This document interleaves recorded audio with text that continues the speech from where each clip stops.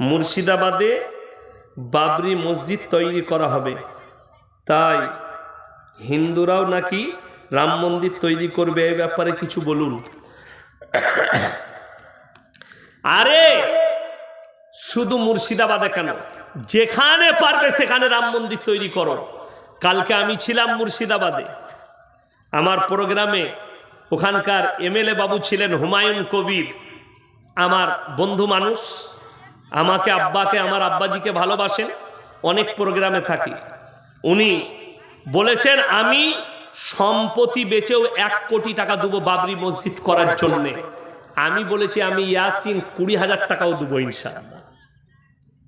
আর ইনশাআল্লাহ বাবরি মসজিদ যখন বলেছেন হুমায়ুন কবির বাবু, বাবরি মসজিদ মুর্শিদাবাদে তৈরি হবে, দরকার পরে আমরা মালদা ডিস্ট্রিক্টেও একটা তৈরি করব। সকলে জোরে বলুন ইনশাআল্লাহ। অত্যাচারী হবে, কিয়ামতের আলামতের মধ্যে একটা আলামত সেই দিনে প্রকাশ পেয়েছে।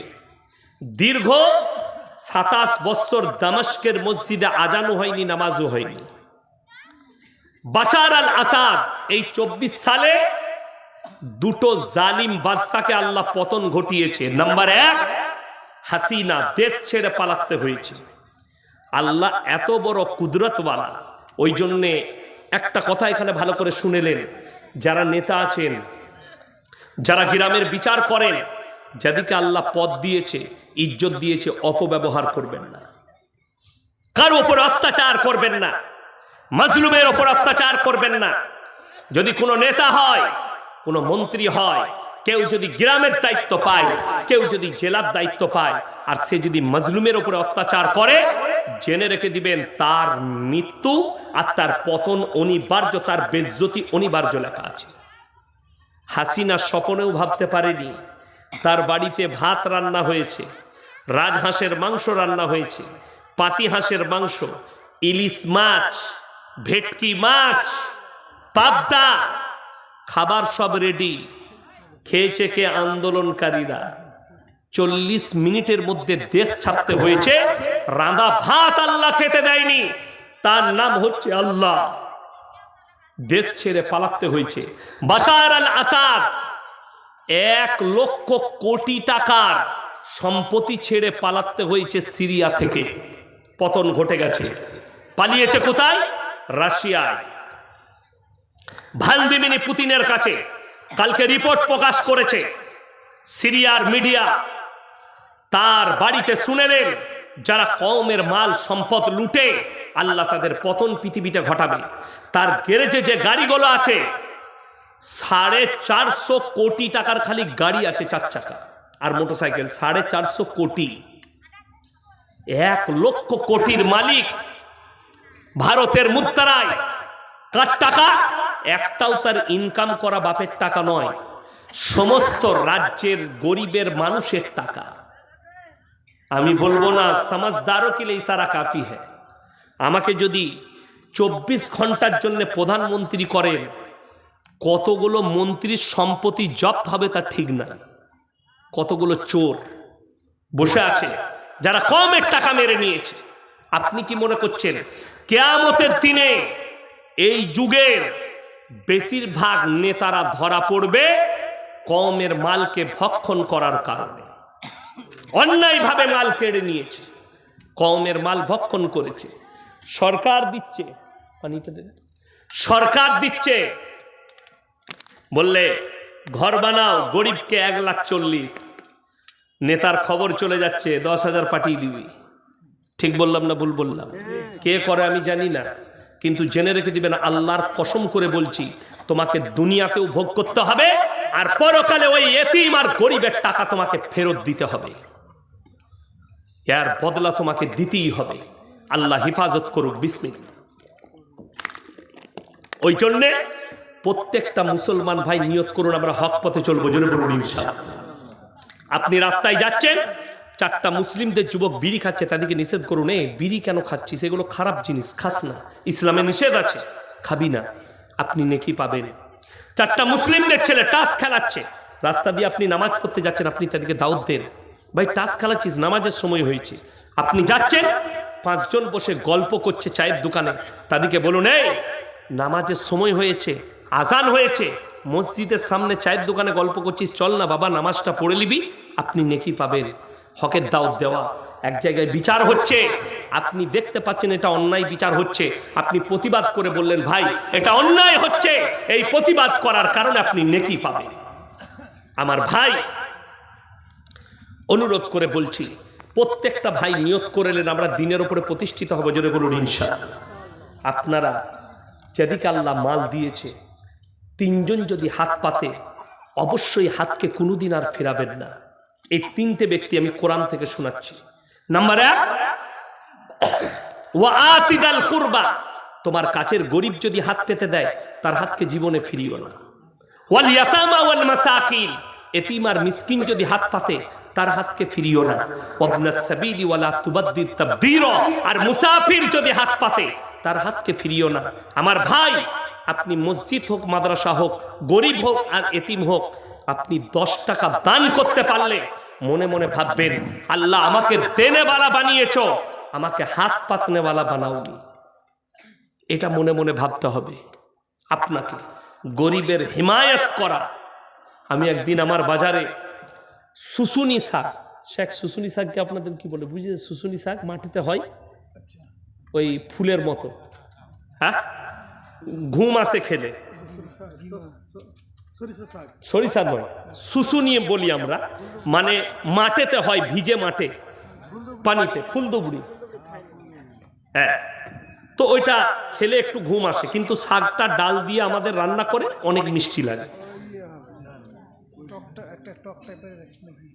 তো যাই হোক, ওই শাকটা একজন ভদ্র মহিলা, গরিব মানুষ, মাঠ থেকে বেচারা সকালবেলায় গিয়ে বেচে বেচে তুলে এনে মার্কেটে বিক্রি করছে। তো আমি গেলাম, একজন মাস্টার মহাশয় শাকটা কিনছেন। তো সে কি করেছে, এরকম একটা করে চিকচিকিতে বেঁধে দিয়েছে। আমি বললাম কত গো? বললে বাবা 20 টাকা করে দাম। আমি বললাম আমাকে 2টো দেন। তো আমি 2টো দিলাম। সেই মাস্টার মহাশয় তাকে বলছে বাবা 10 টাকা করে হবে না মা? বলছে বাবা আমি এত কষ্ট করে নিয়ে এসছি, 10 টাকা বলছো? বা তোমাদের তো টাকা আছে, আমি কষ্ট করে এনেছি। তো তার কাছে ছিল কটা? 6-7টা। আমি বললাম 30 টাকা করে দিচ্ছি, সবগুলো তুমি আমাকে দাও। সেই মাস্টারকে নিতে দিইনি। সে আমাকে বললে আমার উপরে জিদ করে নিলেন, তাকে আমি চিনি না, যদিও সে অমুসলিম। আমি বললাম আপনার মতো নির্বোধ লোক যে মাস্টারের চাকরিটা দিয়েছে, আপনি নিশ্চয়ই ঘুষ নিয়ে চাকরি নিয়েছেন। আপনি কি ডাক্তারের কাছে ঢুকে আপনি বলতে পারবেন স্যার 500 টাকা ফি কেন 100 টাকা কমলেন? আপনি আগে দিয়ে দিবেন। এই মানুষটা পেটের জন্যে ভোরের বেলায় পেরিয়ে 3-4 ঘন্টা মাঠে হাতে করে কোমরটাকে নুয়ে তুলে নিয়ে এসে আপনার কাছে পৌঁছে দিচ্ছে, আর শুকর আদায় করা বাদ দিয়ে আপনি ওটা 10 টাকাই চাইছেন। তাকে তো 10 টাকা বেশি দেওয়া দরকার। আমাকে বললে আপনি কতদূর পড়াশোনা করেছেন? আমি বললাম আমি যা পড়াশোনা করেছি তোমার জুতো বোয়াবার যোগ্যতা আমার নাই। তুমি যাও, মার্কেটে একটু দাপট আছে, ওই জন্য কিছু বলতে পারেন। চলো, সবগুলো নিয়ে গেলাম। এই হিমায়ত করা, যারা একটা গরিব মানুষ যদি ফল বিক্রি করে, সবজি বিক্রি করে, সেখানে যারা দাম করে তারা হচ্ছে মূর্খ। তুমি ডাক্তারের কাছে গিয়ে, ওষুধ দোকানে গিয়ে দাম দর করতে পারো না। 500 টাকা ওষুধের দাম বললে পেটের জন্য আর শরীরের জন্য নিয়ে নাও, অথচ একটা গরিব মানুষ তোমার মুখের সামনে মাঠ থেকে তুলে ধানগুলো চাল পৌঁছে দিচ্ছে। একটা গরিব মানুষ সবজি চাষ করে তোমার কাছে মূলো শাক, পালং শাক পৌঁছাচ্ছে, তাকে তুমি 10 টাকা দিতে পারো না। কত দুর্ভাগ্য। যেমন আমার ভাই, ওই জন্যে আমি মুসাফির মানুষ। আপনারা অনেক দিয়েছেন মসজিদের জন্যে। আচ্ছা বলুন তো, কোরআনে পারা কটা আছে বাবা? 30টা। আচ্ছা 500 করে টাকা, আমি বলবো 15 জন আমার হাতে দিয়ে যান। যদি পয়সা না থাকে ফোন পেতে দিয়ে যান, কালকে দিবেন পরশু। আমি 15 জন চাই, মুসাফির মানুষ। 340 কিলোমিটার এসছি, 39 কিলোমিটার। আমি দোয়া করব আপনাদের জন্য, খাস করে কে কে আছে আমার ভাই। মাত্র 500 করে বলেছি, 500 করে 15 জন কে কে আছেন? আল্লাহ টাকা দিয়েছেন, মাত্র 500 করে। আমার সঙ্গে মোলাকাত করে যাবেন, 500 করে টাকা দিয়ে যান এই মসজিদের জন্য, আল্লাহর ঘরের জন্য। হাদিসে আছে জাকিরা, মানুষ কানবে কিয়ামতের দিনে, গচ্ছিত সম্পদ। জাযাকাল্লাহ। আসুন ভাই, 500 টাকা নগদ আর 5000 টাকা বাকি। মাশাআল্লাহ, 500 টাকা নগদ আর 500 টাকা বাকি। আল্লাহ 5000 টাকা বাকি। আল্লাহ হায়াতে বরকত দেখ। আসুন ভাই, মাশাআল্লাহ। 2 জন, 3 জন, মাশাআল্লাহ 4 জন। আসুন ভাই, 5 জন আমার ভাই। আসুন, জাযাকাল্লাহ। 6 জন, 6 को के सबक सुनालाम, बोले पूरे के पूरे गलत है, फिर शुरुआत से पढ़ो। আমাকে খালি সূরা ফাতিহাটা 3 মাস পড়িয়েছি, তো আমার 2 মাস হওয়ার পরে আমার মনে মনে হলো দূর আর পড়বই না, পালিয়ে যাব। এই একটা সূরা 3 মাস পড়ে কেউ শুদ্ধ হয়ে গেছে। কিন্তু বিশ্বাস করুন, আজকে ওই 3 মাস সূরা ফাতিহাটা পড়ার ফায়দা আজকে বুঝতে পারছি। আমাকে যদি কেউ কাবা ঘরে দাঁড় করিয়ে দেয়, আল্লাহর কৃপায় নামাজ পড়িয়ে দেবো, অসুবিধা হবে না। সূরা ভুল যাওয়া, সূরা চুকে যাওয়া, এইসবের ভয় নেই, কোনো ভয় নেই। আমি গুজরাটে লখনৌ যখন ইরফানিয়ায় কিরাত পড়তাম, দরগায়ে হায়দারবাগ মসজিদে আমি 2টো টাইম ইমামতি করতাম, এশা আর ফজর। কোনো দিন মগরিব। আমার কারি সাহেব উস্তাদ আসতেন না, আমাকে বলতো ভাই তুমি পড়া দে না, আমি পড়াতাম। তো আমার পেছনে একজন বিখ্যাত কারি, যিনি পাকিস্তানে পর্যন্ত পড়তে গিয়েছে কম্পিটিশনে, কারি ওয়াসিম, লখনৌ ইরফানিয়া। ওনার সামনে ভারতবর্ষের যে সে কারি বসে কোরআন পড়তে পারবে না। তো আমি একদিন নামাজ পড়িয়েছিলাম, আমি এত শুদ্ধ কোরআন পড়ি, তারপরেও বলেছিল আচ্ছা সে কিতাব দেখ লেনা, কहीं कहीं पर मखारिज का गलती है तुम्हारी। আমাকে ভয় লেগেছিল ওনার সামনে নামাজ পড়াতে, এত সুন্দর করে পড়ানো। আমাদের দেশে নামাজ হয় পাইকিরি, পাইকিরি নামাজ। সমাজের অবস্থা বলি, আলেম না চিনার কারণে, ইলম না বুঝার কারণে, ইলমের কদর না জানার কারণে আমাদের দেশের লোক পাইকিরি মুয়াজ্জিন খুঁজে বেড়ায়। আমি একটা জলসাই বলেছি, এরা যদি 10 টাকার মুয়াজ্জিন পায় তা 20 টাকার মালে যাবে না। কথাটা বুঝতে পারেননি? আমাদের সমাজের লোক মুয়াজ্জিন কি, গ্রামের চাচা, বেচারা আর কাজ করতে পারে না, বলে চাচা তুমি তো আর কাজ করতে পারো না, তা আমাদের মসজিদে থাকো, তুমি ঝাড়ু ফাড়ু লাগাবে আর 3 টাইম খানা খাবে, দুপুরে, রাত্রে, সকালে চা বিস্কুট, আর মসজিদে ঝাড়ু লাগাবে, আর 5 ওয়াক্তের নামাজে তুমি আজান দিবে, বেতন দিতে পারবো না। চাচা দেখলে এই বয়সে আমি যাব কোথায়, কাজও করতে পারবো না, এ পেটে ভাতে মালি ঠিক আছে। এই পেটে ভাতে মুয়াজ্জিন হওয়ার কারণে লখনৌ ইরফানিয়ায় যেদিনে মাদ্রাসা শুরু হয়, মাদ্রাসার মুয়াজ্জিন হবার জন্য ইন্টারভিউ শুরু হয়। কার গলা সুন্দর, কে শুদ্ধ আজান দিচ্ছে, সেই ছেলেটাই আজান দিবে। আমি যে বছরে কিরাত পড়ি ইরফানিয়ায়, ধুলিয়ানের একটা ছেলে চান্স পেয়েছিল আজান দিবার, সে আজান দিত। তো আমার মনে পড়ে, মারাত্মক গলা, মাঝে মাঝে অনেক লোকরা তার আজান শুনতে আসতো ইরফানিয়ায়, এত সুন্দর আজান দিত, আল্লাহ এত ভালো গলা দিয়েছিল। আর আমাদের দেশে চাচা আজান দিলে গায়ে ফেরেস্তা থাকে না। কেন? এটা তো পেটে ভাতে, পয়সা লাগে না, বিনা পয়সায় সুন্দর হয়েছে, আর টাকা লাগবে না আমাকে মুয়াজ্জিনের। চাচা আজান দিচ্ছে এসার সময়, আল্লাহু আকবার, আল্লাহ বুঝে করো। আর এরকম আলেম সভাপতি সাহেবের মতো শেখ যদি আসে, ইনি মনে মনে ভাববেন গায়ে আচ্ছা মুয়াজ্জিন রেখেছে। কথাটা বুঝতে পারেননি? আর একটা যদি পয়সা দিয়ে রাখেন যে আজান যেন শুদ্ধ হয়, আপনাকে 5000 বেতন দেবো, 5000-এ মুয়াজ্জিনের আজান হবে আল্লাহু আকবার, আল্লাহু আকবার। কথা বুঝতে পারেননি? ফজরের সময় চাচা আজান দিচ্ছে, আসসালাতু খায়রুন মিনাল নাওম। যার নাম খয়রুন সে মনে মনে করছে আল্লাহ এত রাতে আমাকে কি ডাকছে, ঘুম থেকে উঠে গেছে। ওই বিনা পয়সার চাচা মুয়াজ্জিন হলে এইরকমই হবে। কিছু কিছু লোক, সেদিন আমাকে একটা লোক বলছে আপনি ইনসুলেট করছেন। আপনি ইনসুলেট তোমাকে করি নাই, মসজিদ কমিটিকে করছি। যারা নামাজের আর কোরআনের এহতেরাম বুঝেনি, যারা নামাজের কিমত বুঝেনি, আল্লাহর ঘরের ইজ্জত বুঝেনি, একটা মেয়ের বিয়ে ঠিক করলে যদি ঠিক করে আমার মেয়ের বিয়ে দেবো, 50 বার 50টা লোক দিয়ে খোঁজ নিচ্ছে ছেলের বাপ কেমন, ছেলের পরিবার কেমন, ছেলে কামাই কি না, ঠিক কিনা কথা বলেন? একটা মেয়ের বিয়ে দিবেন, এতবার খোঁজ নিবেন, আর একটা ইমামকে রাখবেন, একটা মুয়াজ্জিনকে রাখবেন, তার ইলম কালাম আছে কিনা এটা খোঁজ নিবেন না। এইটাই দুঃখের। আজকে এই পশ্চিম বাংলায় এই স্টেজগুলো মূর্খরা পাওয়ার কারণে আজ সমাজ গুমরাহ। এলেম নাই, কোরআন হাদিসের জ্ঞান নেই, ইবারত পড়ার ক্ষমতা নেই, মুখস্থ করে বক্তা হয়েছে, সমাজ তাদেরকে ডাকছে, ডেকে তাদের কাছ থেকে দিন শিকার চেষ্টা করছে।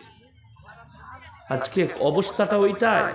আমি মুর্শিদাবাদে এক জায়গায় বললাম, আপনাদের এই জলসার স্টেজের কাগজটা হচ্ছে কিয়ামতের আলামত। বলে কেন? মাদ্রাসার জলসা। একটা মূর্খ যে জীবনে মাদ্রাসায় মুখ দেখেনি, একটা ইবারত পড়তে পারবে না, আরবি কোরআন শুদ্ধ পড়তে পারবে না, সে হচ্ছে প্রধান বক্তা, আর যতগুলো মৌলবি আছে তারা সব নিচেই। আমি বললাম এটা কিয়ামতের আলামত, অন্য কিচ্ছু নয়। আলেমরা বস থাকবে আর মূর্খরা সমাজকে দিন বুঝাবে। আলেম প্রতিবাদ করলে স্টেজে সেই আলেমকে লোক অপমান করতে চাইবে। জেনে রেখে দিবেন, সমাজ যখন এই আলেমের কদর করবে না, আল্লাহ ইলমের থেকে আগে বড় বড় আলেম দিকে দুনিয়া থেকে তুলে দিবেন। এটা কিয়ামতের আলামত। আর মানুষ এমন লোকের কাছ থেকে দিন শিখবে, তার নিজস্ব দিন থাকবে না, সে লোককে যে দিনটা বুঝাবে গুমরাহি ছাড়া আর কিছু নয়, অন্য কিচ্ছু নয়। বড় কষ্ট লাগে। সেদিনে আমি মুর্শিদাবাদে একটা বক্তাকে ধরেছিলাম, স্টেজে চেপে বলে দিলে, ভাই যে মানুষ সিগারেট বিড়ি একবার জীবনে গুটখা খাবে, জীবনে আর কোনোদিন জান্নাতে প্রবেশ করবে না। আমি তাকে গিয়ে ধরলাম স্টেজে। সভাপতি সাহেব আমাকে এসে মসজিদে বলে গেল, মলি সাহেব আমি বললে এলাকার লোক ঝামেলা করবে, আপনি বলুন। আমি গিয়ে ধরলাম, কোথায় পেলে এটা? সে বলছে এগুলো খাওয়া চলবে না। আমার খাওয়া না চললে, একটা মানুষ জীবনে পাপ করেছে না জেনে, ইস্তেগফার করলে আল্লাহ ক্ষমা করবেন না? করবেন না। যে লোকটা ফিরে আসবে ক্ষমা করবে না? করবে না, অবশ্যই ক্ষমা করবে। আমি তাকে বললাম, তুমি খোঁজ লাও, তোমার বাপ আর দাদু বিড়ি খেয়েই জিন্দেগি ভর মারা গেছে, তাদের লেগে ফতোয়াটা কি দিবে বলো?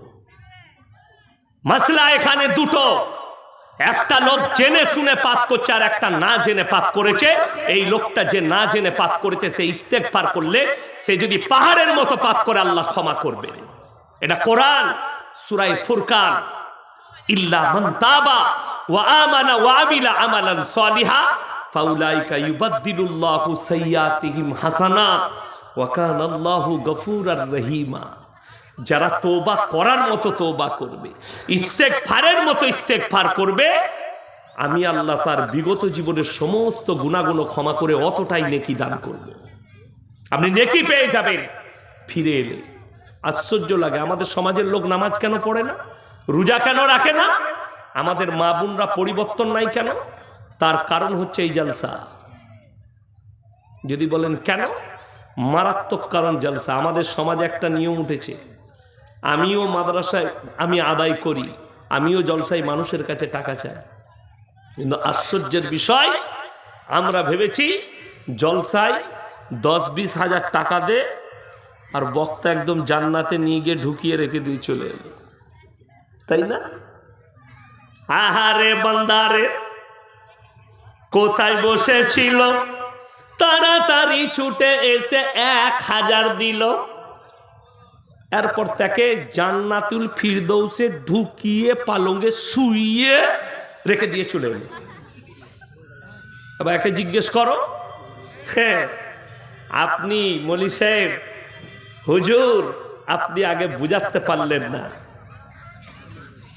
রোজগার হবে, দান করবেন মসজিদে হালাল টাকা, আপনি ইনকাম করবেন হালাল, রুজি হবে হালাল, তবে আপনার দোয়া কবুল হবে, তবে আপনি আপনার কামায়ে বরকত পাবেন, নাহলে বরকত পাবেন না।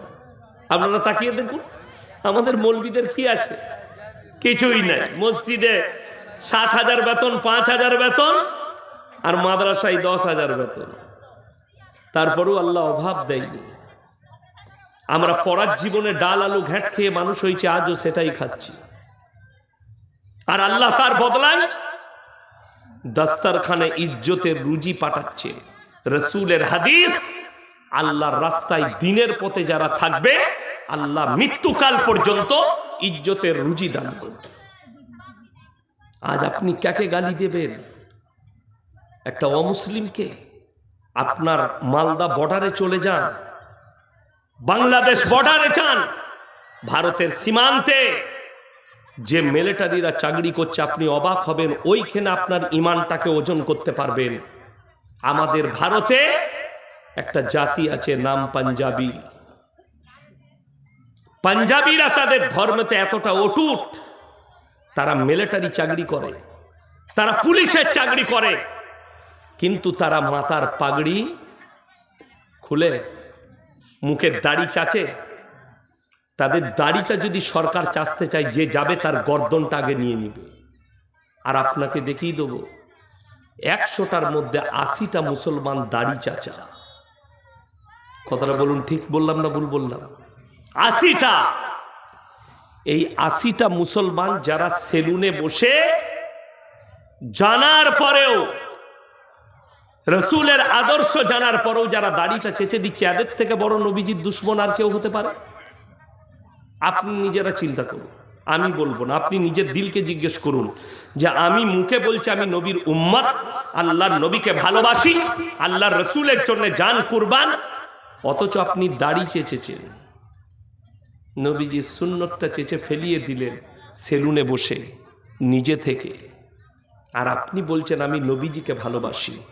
আপনি জানেন কোরআনে স্পষ্ট বলা হয়েছে মদ স্পর্শ করা, নেশাগ্রস্ত জিনিস স্পর্শ করা হারাম।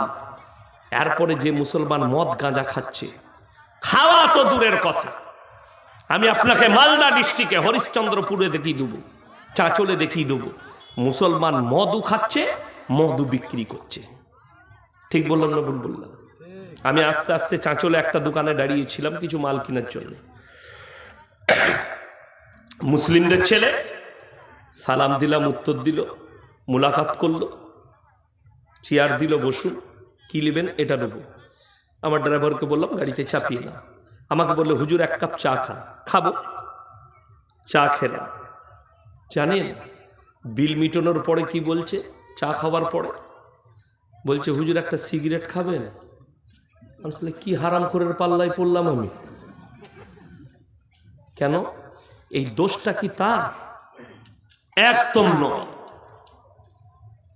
কোন মৌলবি যদি এই যুবকটাকে দোষ দেয়, সেই মৌলবি অপরাধী হবে, যেহেতু তার হুজুর সিগারেট খায় তার কাছে চেয়ে। তার ভণ্ড হুজুর সিগারেট খায়, গুটকা খায়, পান খায়, সে মনে করেছে এই মৌলবিটা ওই দলের ইমাম। ওই জন্য বেচারা আমাকে জিজ্ঞেস করেছে হুজুর সিগারেট খাবেন কি?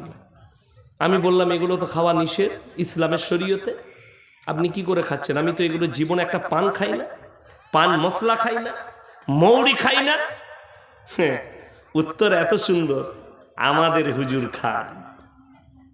তোমার হুজুর খেলে আপনি বলুন। এরপরে এ মকরু ফতোয়া দিয়েছে, এরা এদের সামনে বসে সিগারেট খায়। ওই ব্যক্তি একটা সাধারণ লোক, যার কাছে কোরআন হাদিসের জ্ঞান নেই, সে জানে সিগারেট খাওয়াটা কোনো ব্যাপারই নাই, হালাল জিনিস, যেহেতু আমার মৌলবি আমার হুজুর খায়, এটা বর্ধমানের মৌলবি ইও খায়, ওই জন্য আমাকে দিতে গেল। তাইলে অপরাধীটা সেই হুজুর নাই, এ ব্যক্তি সেই হুজুর। আমার মতো 100টা মৌলবি কিয়ামতের দিনে ধরা পড়বে, 100টা মৌলবি ধরা পড়বে। সমাজকে ধোঁকা দিয়েছ, প্রতারণা করেছ, প্রবঞ্চনা করেছ। আপনি অবাক হবেন কেন বলছি এ কথাগুলো। 100টা মৌলবি ধরা পড়বে, তার অনেকগুলো কারণ আছে, দিক আছে। আজকে বিভ্রান্তির মধ্যে আছে সমাজ। কারা করেছে? আমাদের মতো মৌলবীরা বিভ্রান্তে ফেলিয়েছি আপনাদেরকে। আমাকে এক জায়গায় বলছে কোন মৌলবীর কথা লুব, আপনারা এক বলছেন, এরা এক বলছে। আমি বললাম বাজার করতে যাও না, যাও না, সকালে হাট। বলে হাট করি। আমি বললাম কানা বেগুন কিনিস না ভালো? বলে হুজুর কানা বেগুন কেউ কিনে? ভালোটাই কিনি। মাছের পেটটা টিপে দেখে নাও, টমাটোরটা দেখে নাও পচা কিনা। তুমি কানা বেগুন চিনলে, পচা মাছ চিনলে, পচা টমাটো চিনলে, আর পচা মৌলবিটা চিনতে পারো নি? যে সমাজকে ধোঁকা দিচ্ছে, যে প্রতারণা করছে, যে প্রবঞ্চনা করছে। আজকে সমাজের কাছে সব থেকে বড় জিনিস হয়ে দাঁড়িয়েছে, আমি কালকে বলেছি, সুর। আর এই সুরেতে সমাজ শেষ হয়ে গেছে। ওই কিছু বক্তা আছে 24 পরগনার হাওড়ার দিকে, কানে হাত দিয়ে বক্তব্য দেয়, বাবাজিরা মায়েরা বোনেরা, আল্লাহ নবী শেষকালে সকালবেলায় বলছে কেমন বক্তা এলো, কি গলালো, দারুণ সুরবে। বুঝলি কি? বুঝে নাই কিছু। সে বললে তো কিছু বুঝবে। দাদর গল্প, বাপের গল্প, কবরের গল্প, গাছের গল্প, মাছের গল্প। তা না হলে একটা মৌলবি কখনো নবী বিরোধী আলোচনা স্টেজে করতে পারে আর সমাজ সুবহানাল্লাহ বলে? সমাজ সুবহানাল্লাহ বলছে। আপনারা প্রায় শুনতে পাবেন ইউটিউব খুললে বক্তব্য দিচ্ছে, ও আমার বাবাজিরা, খাজা বাবার কেরামতি সনম। তিনি একবার কলে পানি নিতে গেছেন উজু করতে, গ্রামের মানুষ কলের পানি দেয়নি। খাজা বাবা তখন নিজের লোটাটা নিয়ে, বদনা নিয়ে গোটা আনা সাগরের পানিগুলো লোটার মধ্যে ভরে নিলেন। যা বুঝে করবা। আচ্ছা।